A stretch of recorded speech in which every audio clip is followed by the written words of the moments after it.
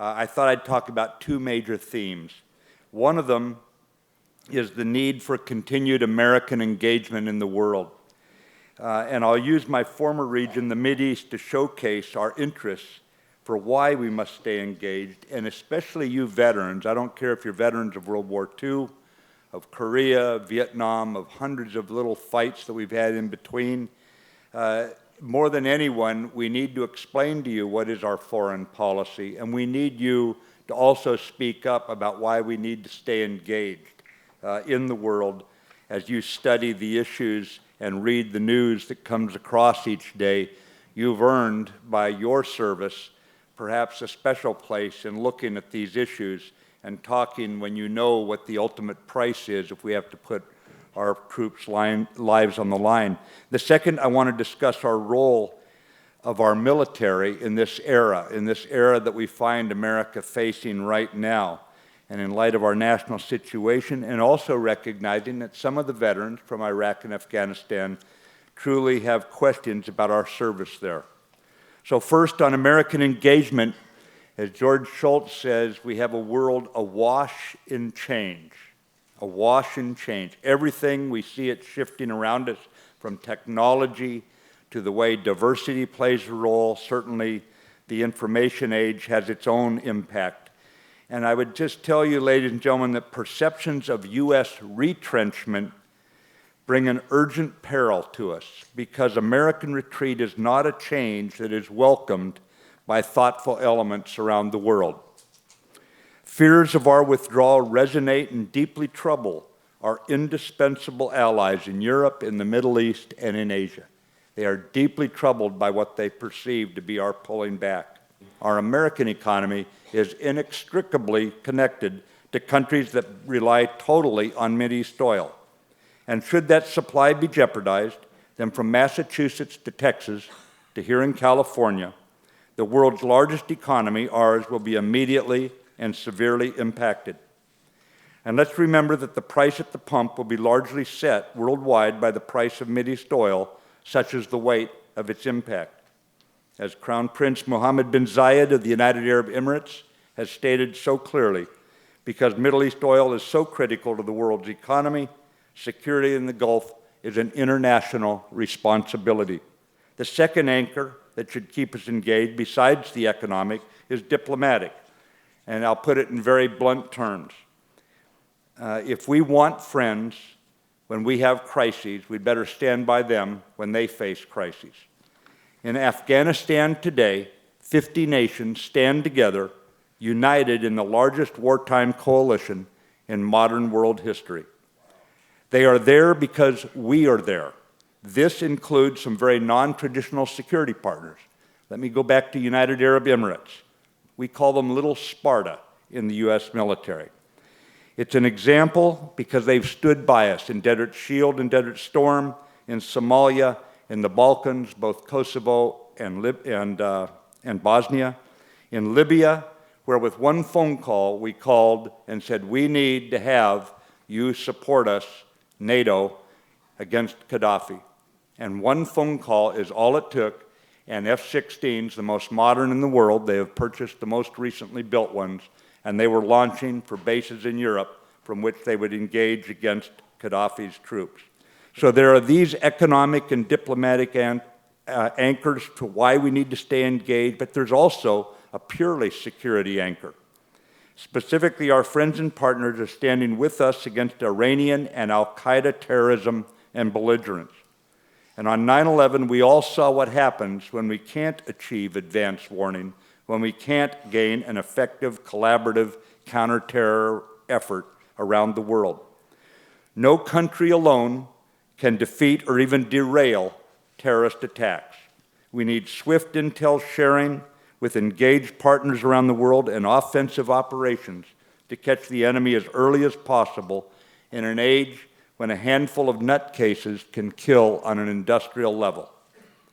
Al-Qaeda's senior leadership has been hit hard in Pakistan's Fatah, the frontier area in the high country.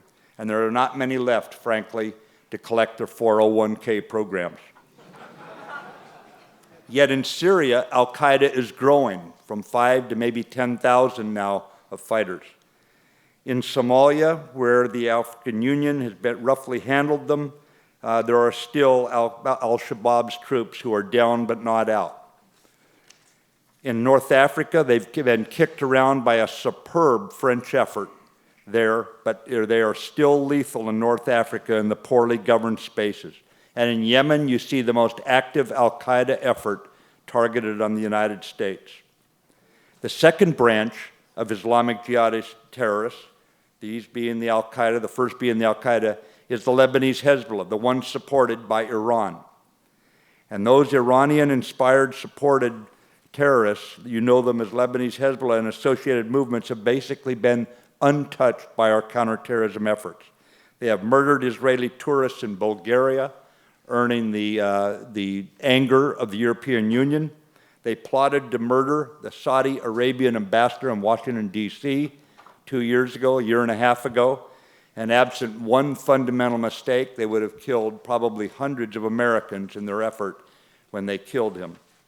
Together, these two terrorist threat streams, al-Qaeda on the one hand, the Iranian on the other, are not going away. And if I was to give you a mental model for what this war will look like, it will not be a signing on the decks of the USS Missouri in Tokyo Bay. It'll be more like the U.S. cavalry against the American Indians, with decades of skirmishing across the American West. That is what we face in the future. So for these interests, economic, diplomatic, and security, we must remain engaged with the troubled Middle East, working by, with, and through our allies and partners. And I recall, as I look back over my years of fighting in that region, that I fought many times, but I never fought in an all-American formation. We always had allies, Arab allies, on our left, our right, and in fact, when General Myatt ordered me into the minefields in Desert Storm, I had 75 Kuwaitis inside my Marine Infantry battalion that was to open the way through the minefields. We have partners who are more than willing to carry their share. We have partners who have stood with us through thick and thin. We have partners who seriously don't want to be surprised or disappointed when we Americans fail to recognize geopolitical realities. Our foreign policy framework for the Middle East, it's very simple, has four framing principles. One is we support each nation's political reform at its own pace.